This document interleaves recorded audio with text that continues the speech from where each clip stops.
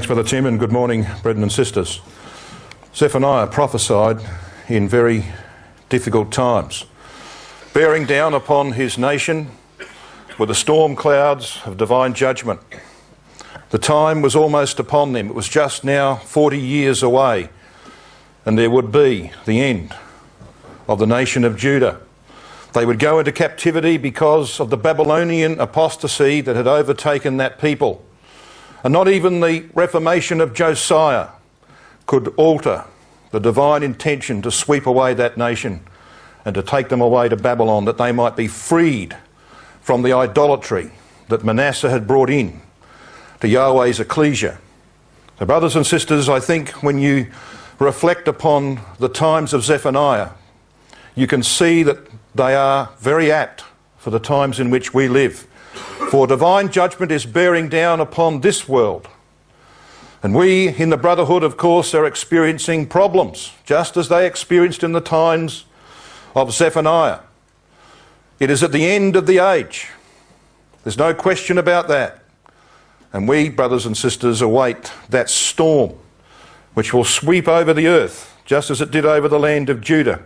Verse 15 of Zephaniah 1 told us about that day. That day is a day of wrath, a day of trouble and distress, a day of wasteness and desolation, a day of darkness and gloominess, a day of clouds and thick darkness. And it conjures up in our mind this imagery of a storm building up. Some of you will be aware that our brothers and sisters in the small town of Joplin, Missouri, have just been devastated by a massive tornado. My wife and I were there just a few weeks ago. No one amongst our people was injured, but much damage was caused. One young brother had to hide in a bathtub while the tornado ripped apart the block in which he lived. And all of his possessions in this life were swept away. They found some things from Joplin 70 miles away, dumped by that tornado. 3/4 of that little town was destroyed. And my wife and I could not help but think about what is coming for this world. If God can do that to one small town, as he's done it, of course, not just to that place, but to others this year, then what's he going to do to the world that knows him not? We're living in that time when divine judgments are in preparation and they're about to sweep down upon this earth. And so the prophecy of Zephaniah, I believe, will be very helpful to us. And it's going to give us some amazing pictures of why God brings his judgments. It's not just that he might sweep away the idolatry and the evil that was in Judah and is in this world, but that he might fulfill his purpose, that he might fill the earth with a knowledge of his glory, that he might accomplish the promises he made to Abraham, that he might unwind the work of Nimrod and destroy the house of Nimrod. All of that, brothers and sisters, is going to come out of this wonderful little prophecy of Zephaniah. So let's analyse the prophecy, shall we, up front. Chapter 1, verse 1 to chapter 2, verse 3 is the first section of the prophecy. It speaks of hastening judgments upon Judah. Verses 4 to 15 of chapter 2 deal with judgment on the nations. Chapter 3, verses 1 to 7 is a section that deals with the sins of Judah and Jerusalem and highlights them as the reason for divine judgment. And then the final section in chapter 3, verses 8 to 20, speak of a remnant restored and redeemed. So what was the purpose of this prophecy, which was given, as we're going to see in a moment, at the beginning of the reign of young King Josiah? Well, brothers and sisters, it was to encourage a faithful remnant in the face of rapidly approaching divine judgment. And as we explore this prophecy, we're going to find it has deep roots in the book of Genesis. From Genesis chapter 1 to 35, the language of this prophecy and the ideas of this prophecy are drawn. And we'll make more of that as time goes on, God willing. So who was this prophet Zephaniah? We read, of course, verse 1 of chapter 1 of his origins, his genealogy, and we want to talk a bit about that. He was a descendant of Hezekiah, and therefore he was of the house of David. Therefore he had access to the king. And I don't think there's any doubt that Zephaniah's prophecy is what stirred up young King Josiah at the age of 20 to institute his first reformation. Here was a man who was inside the king's palace. So let's read this first verse again. The word of Yahweh which came unto Zephaniah, the son of Cushai, the son of Gedaliah, the son of Amariah, the son of Hizkiah. Now the Hizkiah here is Hezekiah. So he was a descendant of Hezekiah. And he prophesied in the days of Josiah, the son of Ammon, king of Judah. Now it's an unusual thing in the prophets to have a genealogy which goes back 4 generations. Quite unusual. So why would that be there? Well, because God wants us to know that this prophet came from the royal family, that he therefore had direct access to the young boy king, Josiah, and there's no doubt that he had a profound influence upon Josiah. As I said, I think brought about his first reformation. He prophesied between 630 and 621 BC during the early years of Josiah's reign. He was also contemporary with Jeremiah, who began prophesying in Josiah's 13th year. And you would have seen on that first chart that we put up the clutch of prophets that God sent to his people as the era of judgment approached. He was warning them. He wanted to redeem his people. But brothers and sisters, he didn't get the response that he sought. As I said, I think Zephaniah had a lot to do with Josiah's early reforms. So what was the ecclesia like in the times of Zephaniah the prophet? Well, it was steeped in Babylonian idolatry and worldly practice. In a moment we're going to have a look briefly at Manasseh, who for the first 50 or so years of his long 55-year reign spent that whole time corrupting the ecclesia of God. He introduced a whole array of idolatry into that nation. He expunged all opposition. He destroyed all the Bibles. He silenced all the protesters. He spent 50 years doing that. He brought in Babylonian worship, as we're going to see. And so there was a Babylonian apostasy in Judah. Just as there was a Babylonian apostasy, brothers and sisters, in the 2nd and 3rd centuries after Christ, when the ecclesia ultimately became the Roman Catholic Church. And we should never forget that the Catholic Church came from Christadelphia. That's where it came from. The Apostle Paul said it would in 2 Thessalonians chapter 2, as our Lord Jesus Christ indicated it would in Revelation chapter 2, when he spoke about Jezebel being in the heart of the brotherhood. We're going to talk about that, God willing, tomorrow night. So this is what Manasseh did. And because of that, the brotherhood of that time was insensitive after nearly 60 years of apostasy. And as we know, that when Josiah sent his delegation to Huldah the prophetess, the message came back that divine judgments were irrevocable. There was nothing Josiah could do to turn them back. They were too far gone. And only a small remnant surrounding Josiah remained faithful. So his work was not a waste of time. The Reformation was a failure, largely, but there were some who benefited from it. And that is in itself a lesson for us in these last days. The attitude to reform was lukewarm and hypocritical. You'll remember the words of Jeremiah chapter 3 verse 10, where Yahweh says through the prophet that Judah hath turned unto me feignedly. In other words, hypocritically. They stood to the covenant with Josiah.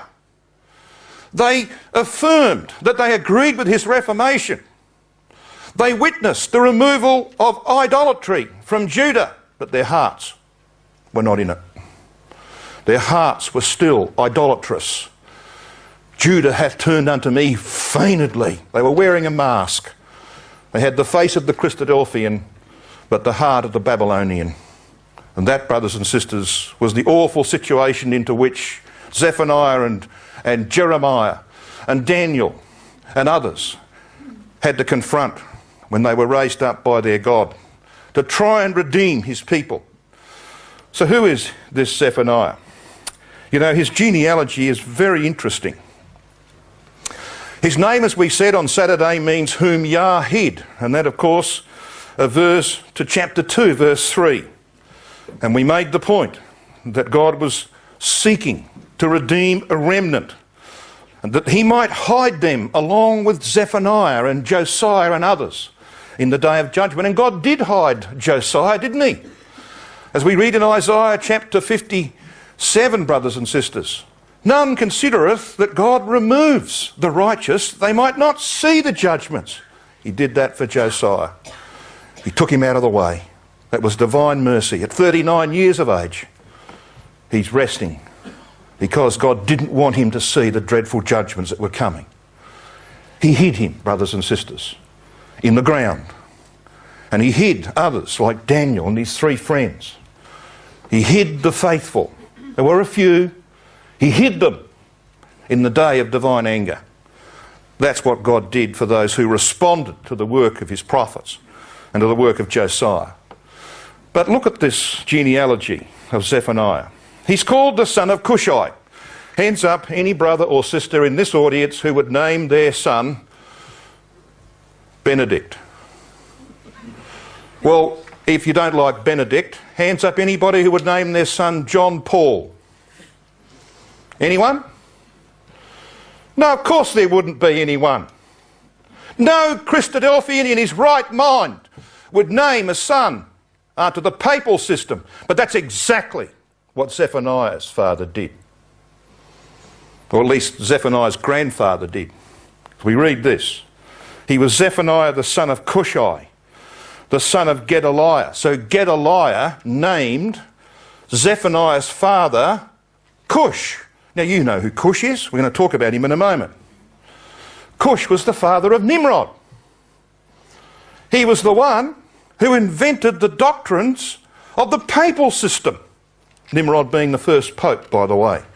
And we'll talk more about that a little later on as well. So this tells you the state of the brotherhood, doesn't it? When someone in the royal family, right at the top of the nation, can name their son after Cush, the father of Nimrod. It's incredible. But it tells you something. And we're going to make a lot about that later on, as you'll see. Gedaliah means whom Yah has made great. Amariah, whom Yah promised. And Hezekiah, as you are aware, strengthened of Yah. So there's a bit of a story that can be told, actually, because this is about the underlying theme of the prophecy. When you put those names together in a little bit of a story, this is what they say. This prophecy, brothers and sisters, is about the salvation of a remnant whom God hid among the Cushites, and the nation was full of Cushites, and made great through the one he promised to Abraham and strengthened for himself. We're going to see a bit more about that story as we proceed. But let's have a look at this Babylonian apostasy that had now brought the ecclesia to the brink of destruction. Let's come back to 2 Kings in chapter 21, to the reign of Manasseh, the son of Hezekiah.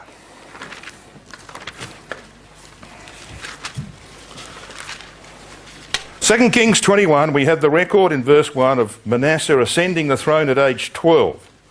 Now clearly, of course, he was guided by others just as Josiah was guided by others. The difference, of course, was the quality of the guides.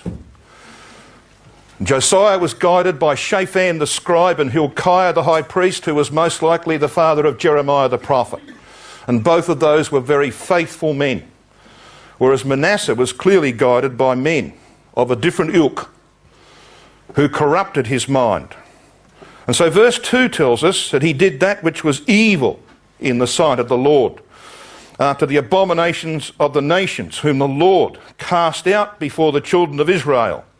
So here we have Manasseh setting out on a course to restore the religion of the Canaanites. That's what that verse is telling us. Now the Canaanites were the descendants of Ham.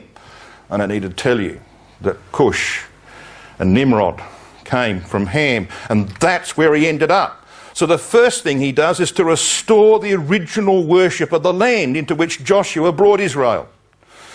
And the second thing he does is this, in verse 3. For he built up again the high places which Hezekiah his father had destroyed, and he reared up altars for Baal. Oh, Baal? Yes, we're going to find that Baal is Cush in a moment. Cush. So that's what he did. Reared up altars for Baal and made a grove, as did Ahab king of Israel, and worshipped all the host of heaven and served them. So here we've got Baal and Asherah, Phoenician gods of the sun and moon, and their origins were in ancient Babylon. Now the host of heaven, of course, refers to astral worship of the Chaldeans, the inventors of the zodiac. So they worship the sun, the moon and the stars. And when you come to 2 Kings 23 verse 5, you read this. Josiah in his reformation put down the idolatrous priests. Now if you have the same margin, if you have the Oxford Bible, for the word idolatrous in the margin, it's got Hebrew Chemerim. All right? Now we read the word Chemerim in Zephaniah chapter 1, and we're going to go back and have a brief look at these Chemerim a little later on. So when Josiah comes to deal with what Manasseh had established, he deals with a whole range of Babylonian worship, including the priests of Semiramis, the black-robed priests of Semiramis. Semiramis had two levels of priests. She had the inner priests who wore red scarlet garments and had access to her. They were the priests of the door. Cardinals comes from the Latin cardo, which means hinge. They're the ones who have access to the Pope, who elect the Pope from among their own ranks. They're the inner circle of priests. But the lower order of priests wore black because they stoked the sacrificial fires. And there's a tendency to get your clothes soiled when you're stoking fires. So they wore black. Didn't matter if you got charcoal on your cloak. Now they're the Chemerims, the lower rank of the priests of Semiramis. So they were installed in Judah, in the ecclesia, conducting the worship of Baal in the times of Manasseh. And this went on for 50 years.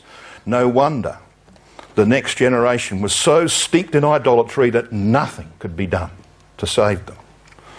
That was the dreadful situation into which Zephaniah came, that he might prophesy.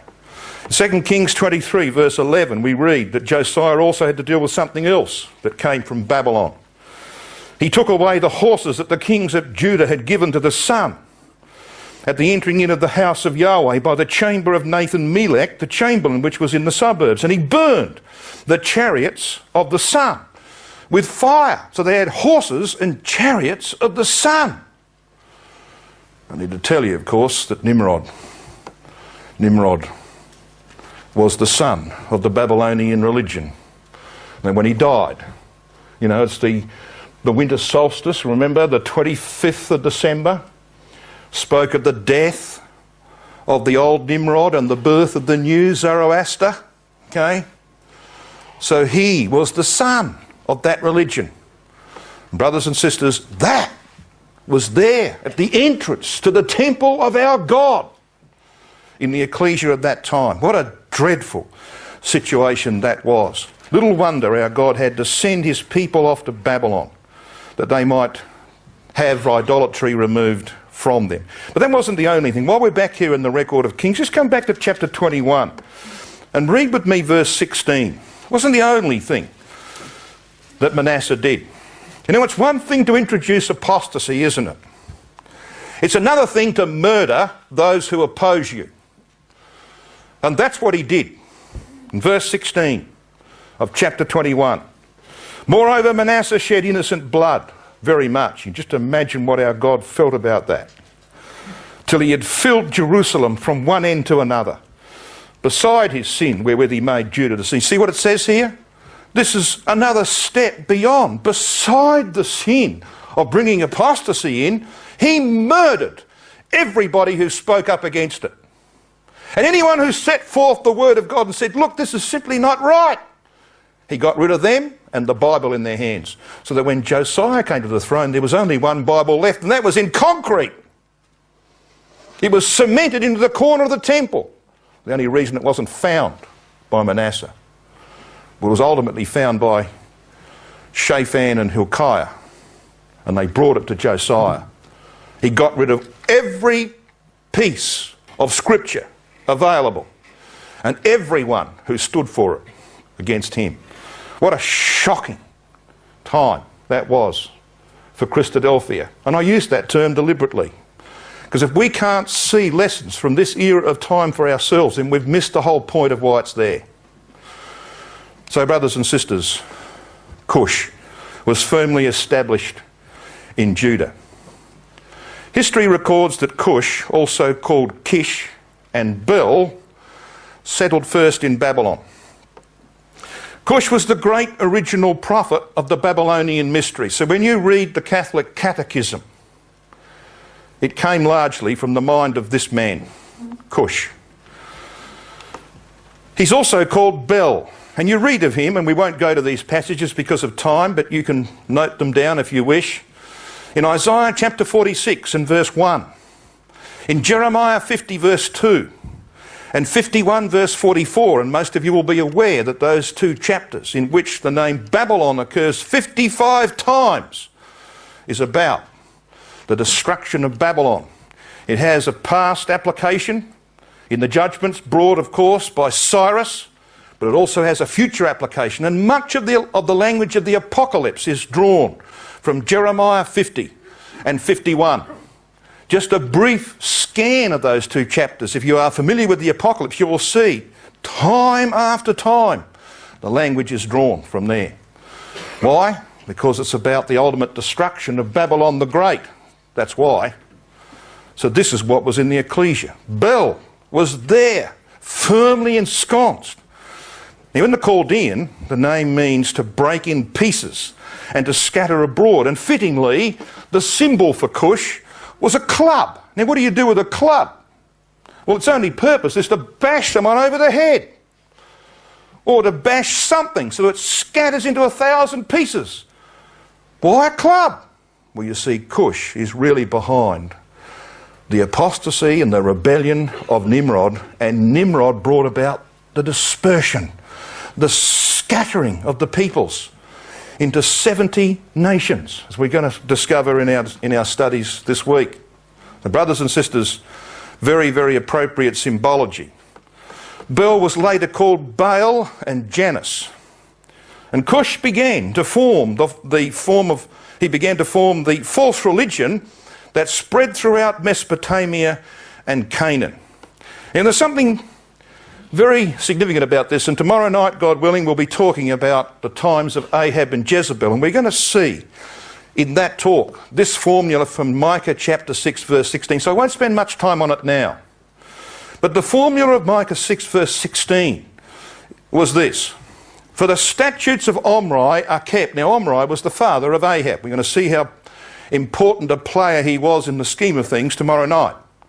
And all the works of the house of Ahab. So you have Omri the statute maker, and you have Ahab the implementer of the doctrine, of the statutes. It's exactly what happened in the case of Cush and Nimrod, and that's why that formula is there in Micah 6 verse 16. Because there was also a Babylonian apostasy in Israel before this one here in Judah. And the pattern was seen there. Omri, statute maker. Ahab, implementer. Cush, statute maker, doctrinaire. Nimrod, implementer, the leader of the rebellion. That's how that's going to work. So here we have Cush. And brothers and sisters, I don't think there's any doubt that the name Cush, which is used 3 times in the prophecy of Zephaniah, is there by accident. It's not there by accident. It's there deliberately, as we're going to see. So this was the original Cush. You know, there were 3 Cushes in the Bible. We'll talk about them a little later on in our studies. But the one that's being referred to here is the original Cush, the Cush of Genesis chapter 2, where it talks about the rivers that encompass the whole land of Ethiopia. That word Ethiopia in the Hebrew is Cush. And by the way, Cush means black. And we're going to find this name 3 times. Now, we met it there in chapter 1 of Zephaniah, so come back to Zephaniah with me. We met it there in chapter 1, verse 1. We meet it again in chapter 2, verse 12.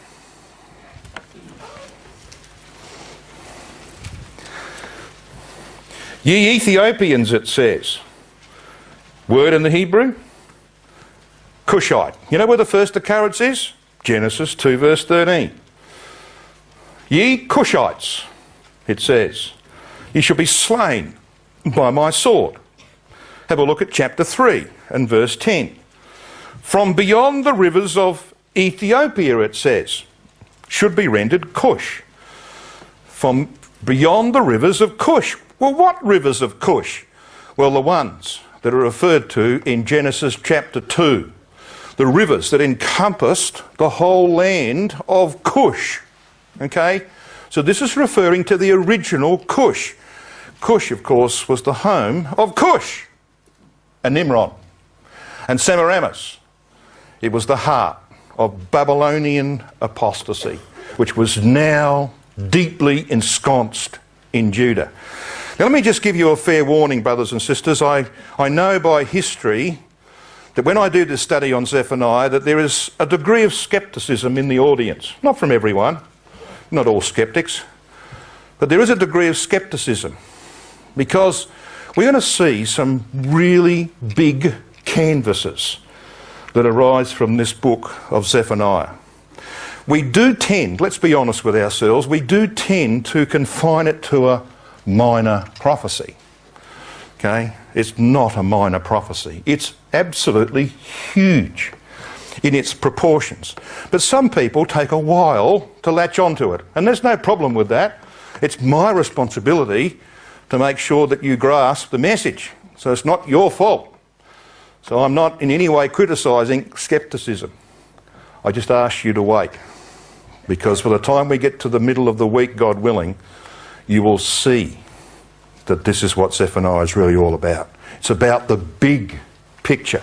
It's about God unwinding the work of Nimrod and Cush. It's about him calling Abraham out of the darkness of Nimrodian apostasy and starting all over again. And when he's finished, he's going to completely unwind the work of Nimrod and Cush. It'll become pretty obvious as we proceed. Just to help you along the way. In Genesis 10 verse 8 we read that Cush begat Nimrod. Now, the phrase you see beneath, Nimrod ben Cush, is not a biblical phrase, but it's fair enough, I think, isn't it? Nimrod ben, the son of Cush, just happens to have a numerical value of 666. Nimrod's 294, Ben is 52, Cush is 320, for a total of 666. It's just a little indication of where this is heading. And Revelation 13 verse 18 tells us very plainly that the number of that system, the number of that system is the number of a man. 666. So the roots of this prophecy, as I said, are deep in the book of Genesis, and especially in Genesis 10 and 11. So let's have a look now in some more detail at Zephaniah chapter 1 verses 2 and 3. Here we read, I will utterly consume all things from off the land, the Eretz. There is the word pani, by the way, before the word land in the original text. So it should read as the margin has it, from off the face of the land. And then he tells us in what order. Verse 3, I will consume man and beast. I will consume the fowls of the heaven and the fishes of the sea and the stumbling blocks with the wicked. So you see, the order is reversed from the order of creation in Genesis 1, isn't it? It's like the order of Genesis 6 verse 7, the language of the flood, which says this, I will destroy man whom I have created from the face of the earth, both man and beast and the creeping thing and the fowls of the air. So he's going back the other direction. God started with the lower animals, the creeping things and the birds and then the beasts and then man. But when he talks to Noah, he says, I'm going to go in the other direction. Man, beasts, birds, creeping things. What's that about? Well, I'm going to show you another occasion where that happens in Isaiah 34, where the language of the flood is used. Because it was 100 years after the flood, brothers and sisters, that Nimrod rebelled. And what God is doing in the book of Zephaniah, like he does in Isaiah 34, he's saying, I'm going to reverse the work of Nimrod. He's going to go back the other way. He's going to restore the foundations of his creation. We're going to see that a little later on, very, very plainly.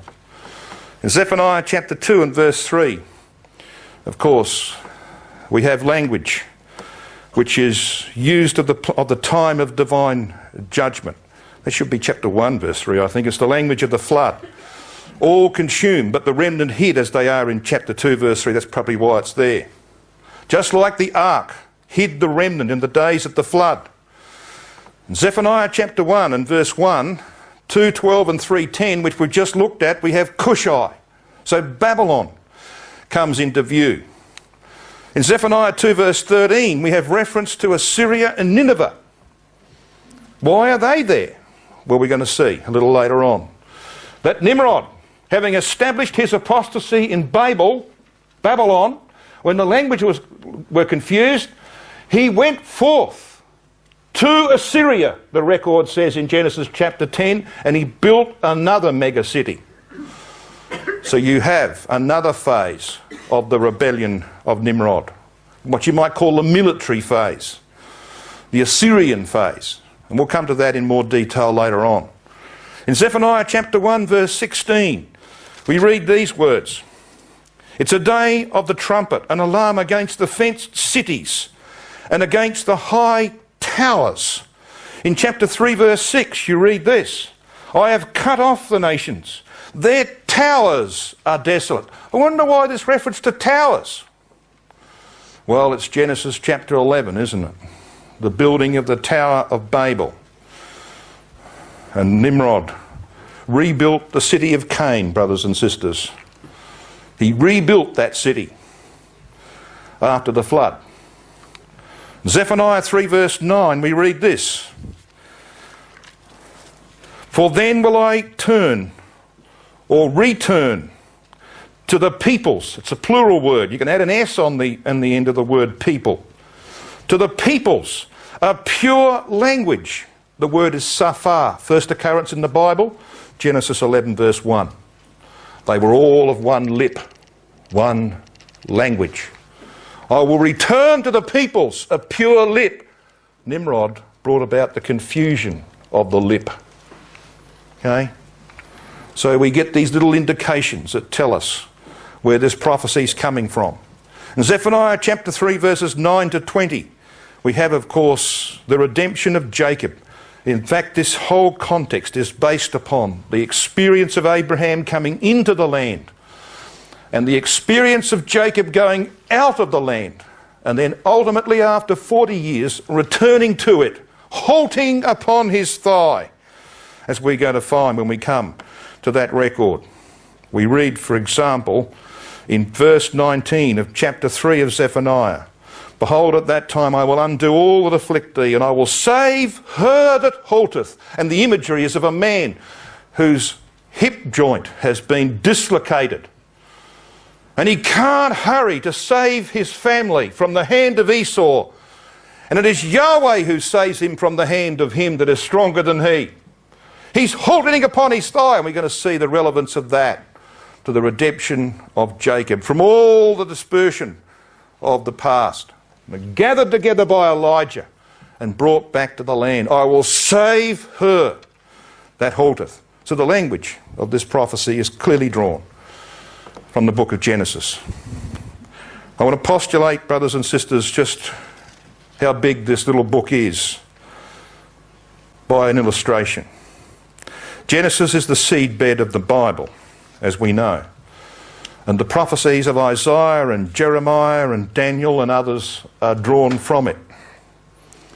But it is the book of Zephaniah that is the huge stepping stone between Genesis and Revelation, as we're going to see in our studies. And I hope that this will be, for some, the beginning of a new appreciation of this marvellous little prophecy,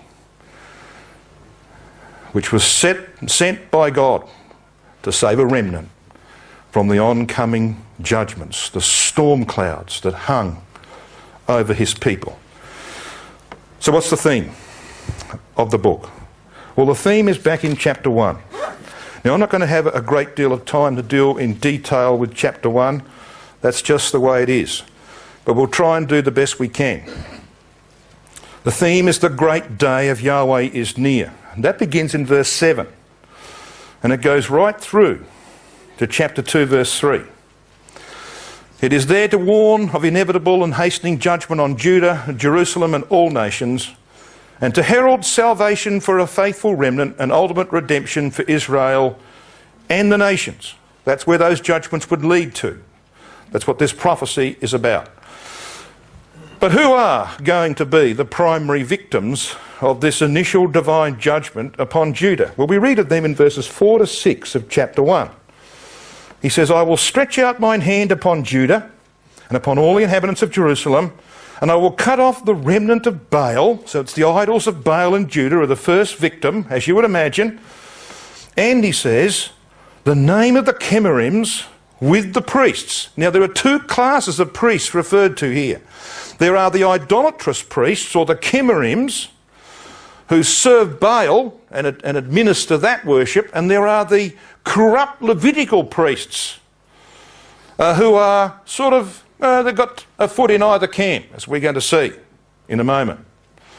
So brothers and sisters, who are these Chemarims? Well, the name actually means in the Hebrew, shrivelling, in the sense of drying up. But the idea is of an ascetic, an ecclesiastic, who, because of his total dedication to his task, he doesn't bother to eat too much, you see. He's just too dedicated to what he's doing. So he shrivels up. That's the idea of that word. An excited one who led people in pagan rites. And their trademark was a black robe. That can come from one sense of the root word of this word, Chemarim, kamar. So this is a man deeply affected by passion for his religion and so totally dedicated to it that he, as it were, he shrivels up. What an incredible time it was. And Yahweh says, I will remove the name, the Shem of the Chemarims with the Levitical priests who are corrupt. So there's the first two classes. There are 6 victims of divine judgment here, very appropriately. Then we come to the third in verse 5. Them that worship the host of heaven upon the housetops. So these are the astral worshippers, the stargazers. Then the end of verse 5. Them that worship and that swear by Yahweh and that swear by Malcolm. Now this is Molech. So here are people who swear on the one hand by Yahweh, but then on the other by Malcolm or Molech. Incredible, isn't it? Divided allegiance. Then verse 6 we read, them that are turned back from Yahweh. In other words, those who had changed their ways. Initially might have stood for what was right, but have turned back from their God. And finally the 6th class in verse 6. It says there at the end of that verse, those that have not sought Yahweh. Now in fact, in the Hebrew text, before the divine tetragrammaton, there is the word eth, the article eth. And it literally should read this way. Those that have not sought Yahweh himself. In other words, those who had become quite confused and had lost their personal relationship with Yahweh their God. Who were not seeking after him. Their religion had become confused. Might I say, brothers and sisters, we live in a world of confusion when it comes to religion. And it's impacting our community. No question about that. Some of us have forgotten who we are. It had happened in the days of Zephaniah.